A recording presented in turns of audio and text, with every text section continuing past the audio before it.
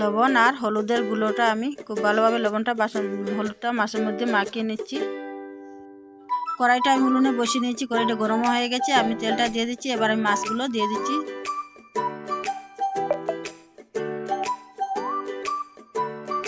মাছগুলো হয়ে গেছে, আমি নামিয়ে নিচ্ছি।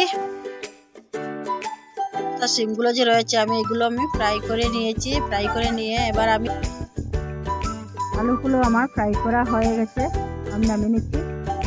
এবার পেঁয়াজ কুচি দিয়ে দিচ্ছি। পেঁয়াজ কুচি দেওয়ার পর অল্প লাল হওয়ার পর আমি দিয়ে দিচ্ছি এখানে আমি একটি তেজপাতা আর সাথে চিনাবাদামের পেস্ট আর পেঁয়াজের পেস্টটা আমি একসাথে দিয়ে দিচ্ছি। দিয়ে কিছুক্ষণ নাড়াচাড়া করে এবার আমি হলুদের গুঁড়ো দেব আর দেব লবণটা আমি পরিমাণ মতন দিয়ে দিচ্ছি। লঙ্কা গুঁড়ো দিয়ে দিচ্ছি 2 চামচের মতন লঙ্কা গুঁড়ো দিয়েছি আর অল্পখানি দিয়েছি। দেওয়ার পর এবার আমি জিরে গুঁড়ো দিয়ে দিচ্ছি। জিরে গুঁড়ো আমি 2 চামচে দিয়েছি। তারপর আমি বাকি যে বেজে রাখা মশলাগুলো সবজিগুলো আমি সবগুলি দিয়ে দিচ্ছি। সবজিগুলো দিয়ে খুব ভালোভাবে নাড়াচাড়া করে এবার আমি জল দিয়ে দিচ্ছি, পরিমাণ মতন জল দিয়ে দিচ্ছি। জল দেওয়ার পর এবার অল্প সময় কিছু জাল দিয়ে তারপর আমি জল দেওয়ার পর এবার আমি চাপা দিয়ে রেখে দিচ্ছি। চাপাটা খুলে নিচ্ছি। খুলে নেওয়ার পর এবার যে মাছগুলো রয়েছে সেগুলো আমি দিয়ে দিচ্ছি।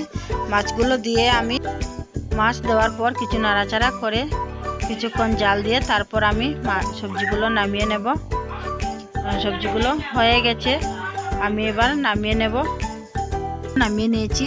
মিনি কিচেন দেখার জন্য সাবস্ক্রাইব করুন।